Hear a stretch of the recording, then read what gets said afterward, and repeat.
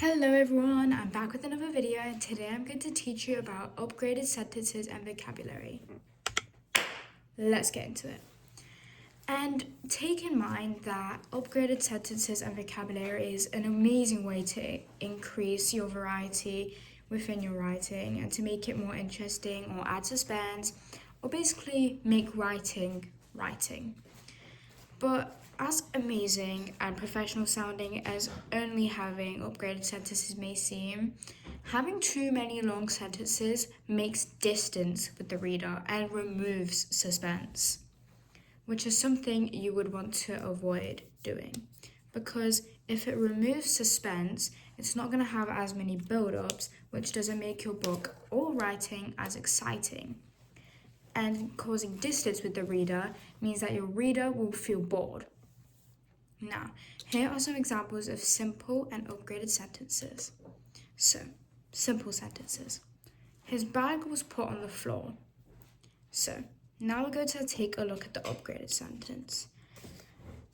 And this upgraded sentence is more good for a description or a descriptive paragraph or an introductory paragraph, leading us to know more about your protagonist, which is basically the main character.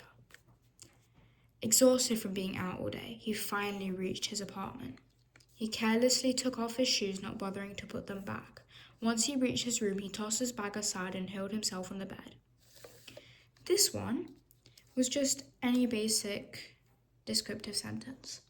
And although my sentence was basic, using upgraded vocabulary, I could still upgrade my sentence. Now, let's look at the second sentence. She ran the track until she was out of breath.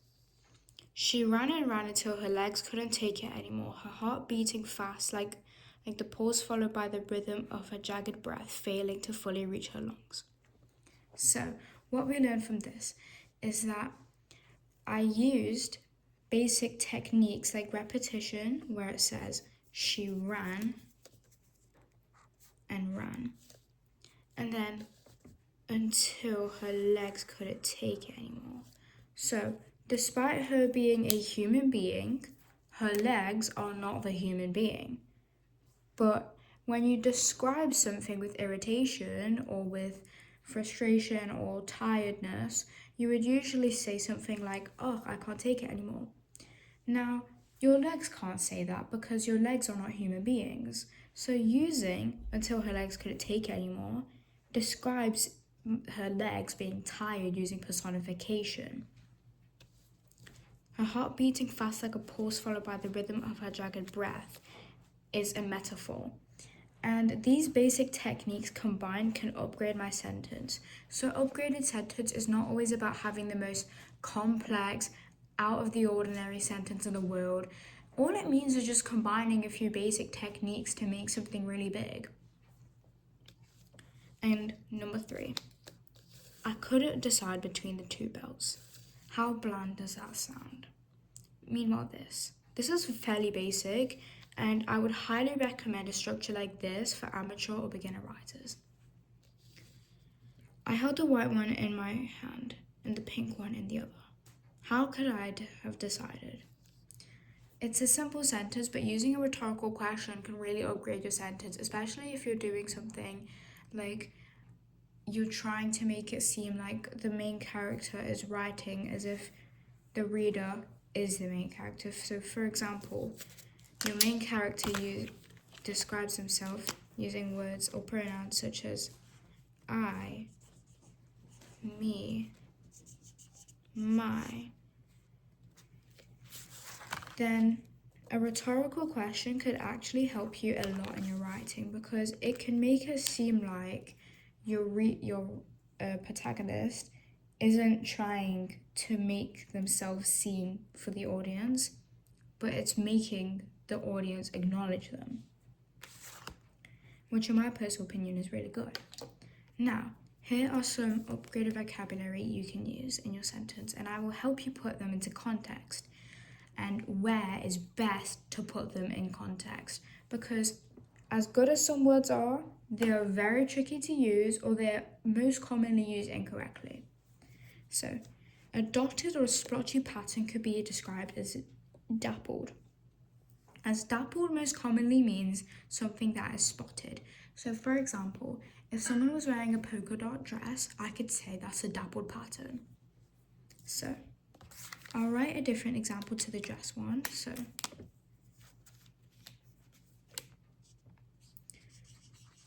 the water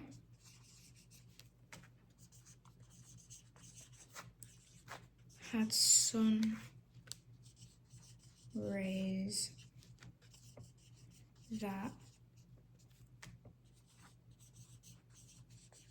shone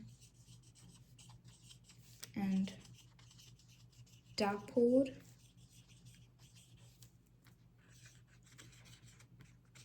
onto it. So that's a very fairly basic sentence with the word dappled.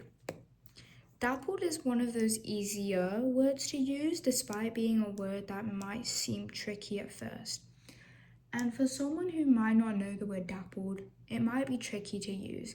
But trust me, once you get to learn the hang of a few bits of vocabulary, then any vocabulary you use will not be tricky as long as you put it in correct context. Catch one's breath, cease breathing momentarily. This would work if you wanted to make your work sound like it was set in ancient Rome, but it wasn't written in ancient Rome. So for example, if you want to make like a Roman or Greek setting or something from ancient times, but you don't know the type of language that you would have used back then, cease would have probably been a big one that they used. Cease breathing momentarily. And I will help you put this into context, even if it means, and for this sentence, you can use it in modern day context or in like anytime context you would like.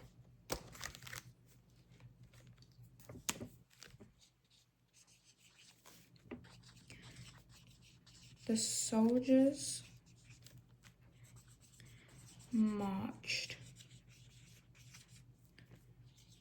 and marched as they reached a halt. Wait.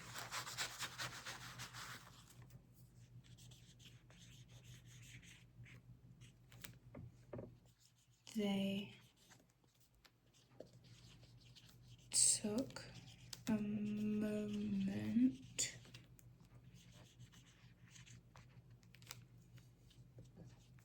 to cease breathing. Cease breathing. Now, although I didn't say cease breathing momentarily, cease breathing basically means the same thing. I just did not have enough room to write cease breathing momentarily. But it means the same thing, and my sentence would not be different without it. Now, one that you hear more often is the word cried being replaced with wailed. Now, cried can mean many things. Well, it can mean two. So cried can be a dramatic way of saying, so for example, if you say, he cried out loud, it wouldn't mean that he's crying because of emotion or he's crying out of anger. He's basically trying to desperately show himself for something. But wailed shows that it's more dramatic. That can be used within a context of she wailed out loud, or you can say she wailed, her child wouldn't come back. And I will teach you how to use both cried and wailed within both contexts. And it's very simple to use them, as it's another word for said. And if you don't want to be one of those writers who just uses said all the time, because trust me, within all the books I have read within my life, most of them have just got said as a go-to word to say how the thing was stated. Now, I get that somehow finding synonyms for said can be tricky, But trust me, saying said all the time gets boring. It gets boring for you to write and it gets boring for someone to read. So,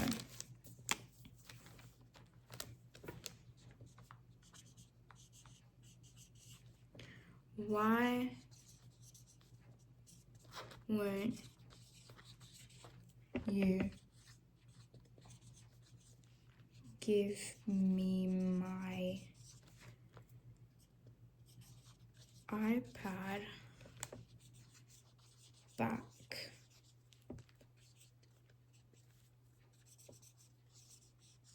Max cried desperately, his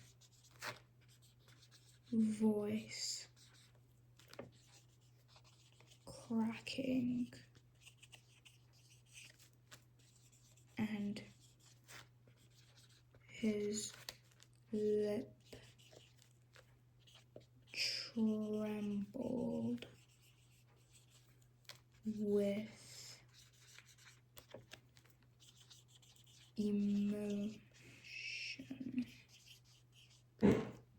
Now, that is a very dramatic way of basically saying that he said it dramatically and desperately, but he also actually verbally cried. So, maybe in order to make this a bit more simple for the reader to understand, instead of writing, why won't you give my iPad back? Max cried desperately, his voice cracking and his lip trembled with emotion.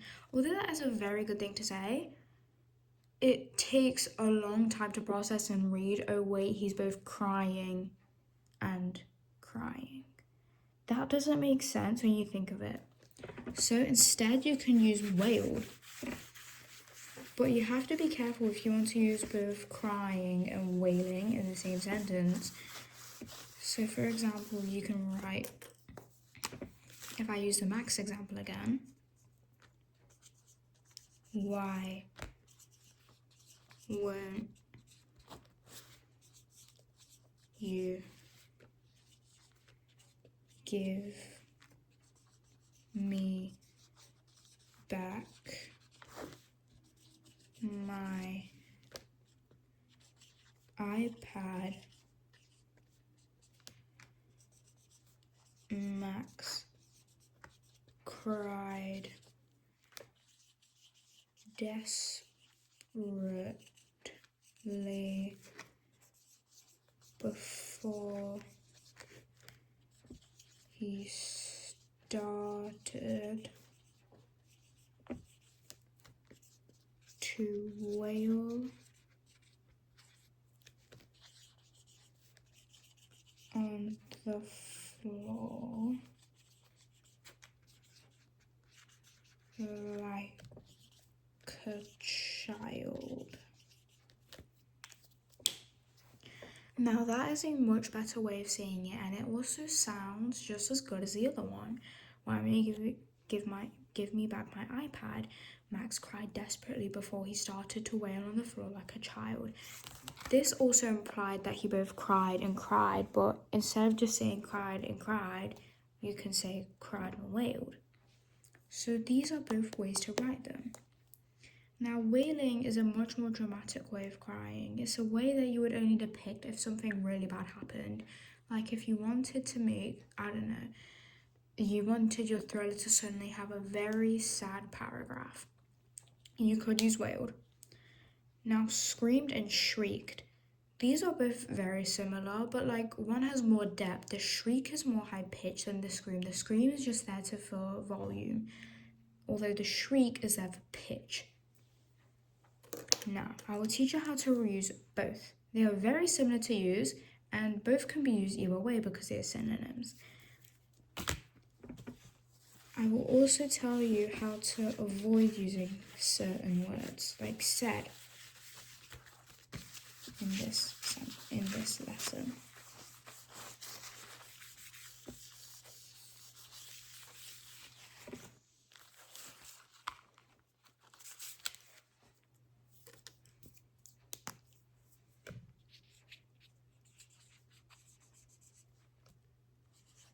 Owen shrieked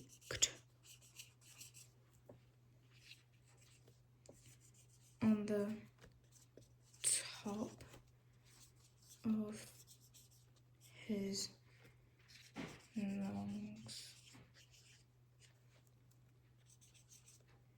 He was too frightened to be alone. Or was he alone as he thought?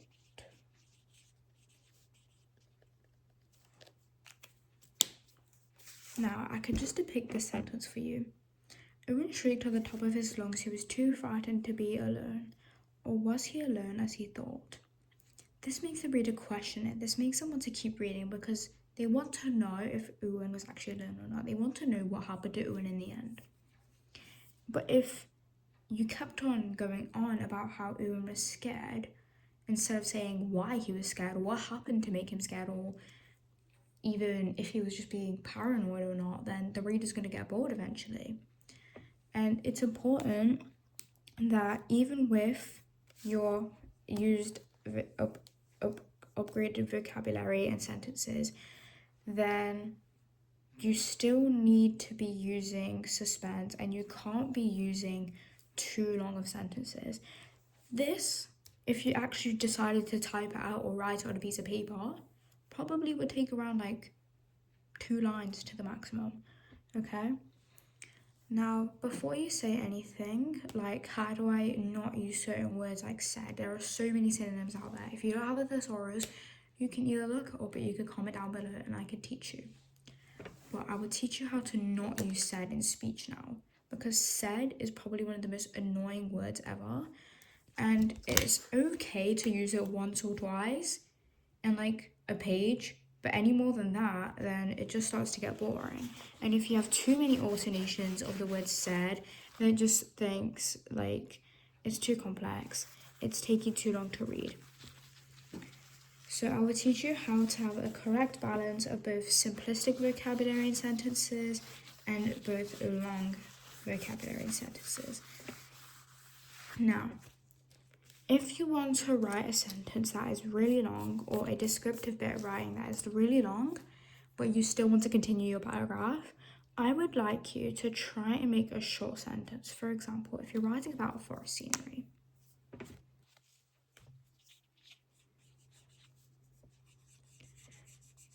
the sun was shining gorgeously, almost like the kisses of the sun had ripened like an exotic fruit. That is, as you could see, a very long sentence.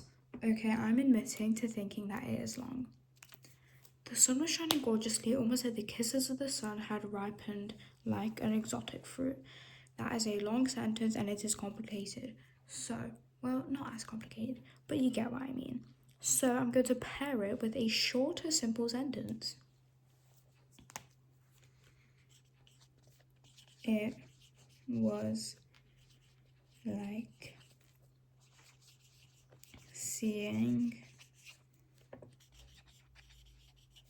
paradise. Now, that short sentence with that longer sentence, I could either use that as my short description for the paragraph and keep on moving on with my writing, or I can keep going on about it. If you decide to keep on going on about it after a while, it's going to get boring and it's going to get repetitive. In order to avoid this, I'm going to want you to have both a range of simple and unique vocabulary. Not everything has to always be unique. It can sometimes be simple too, but not everything always has to be simple. It also has to be unique. There has to be a balance somewhere. Now, on to avoiding the word said. This is probably the worst word you can use if you want advanced writing, or if you want writing that is slower to read or trickier, and that will maybe attract like older audiences, or maybe it will attract audiences that are looking for something more thrilling.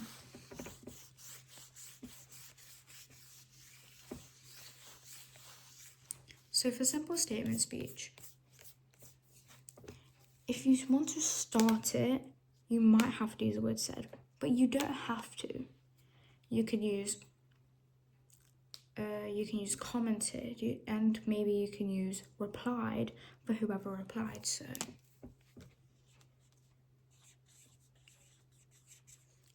you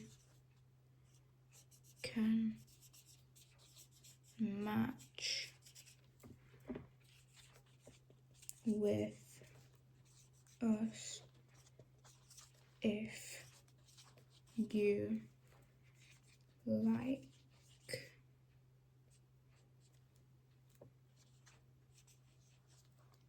she had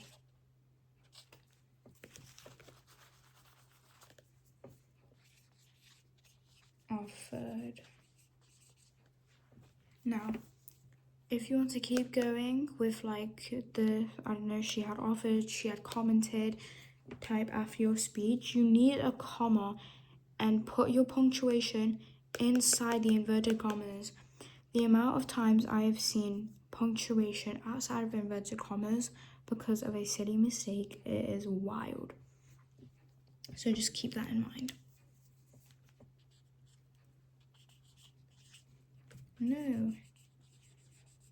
Thank you.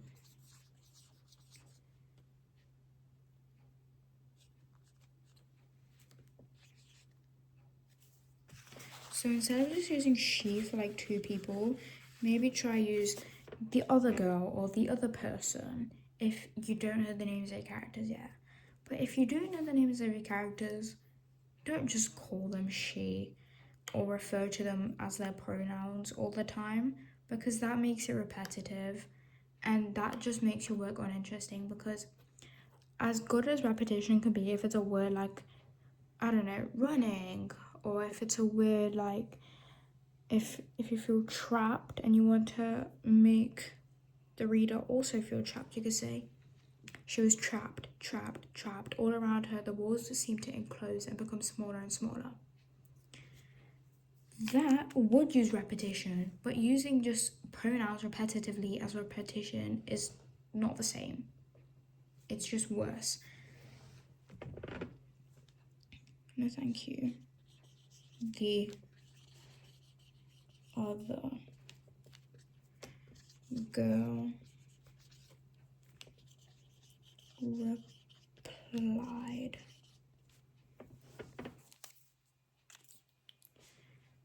So you can always, and I mean always, do your speech, write something like, he stated, he questioned, she answered, she replied, and then say something like your speech again, and then she added in. Or you can start it with, like, if they were arguing about something, they were arguing about which flavor of cake to get.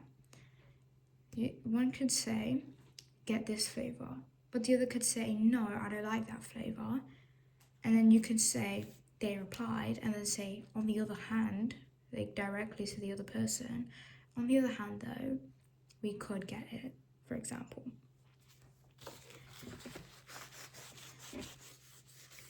Now that is all for today. Thank you guys for taking the time to watch the video, and I really appreciate it. So if you have any questions, comment down below, and please like the video and share it to your friend if you enjoyed it. Thank you.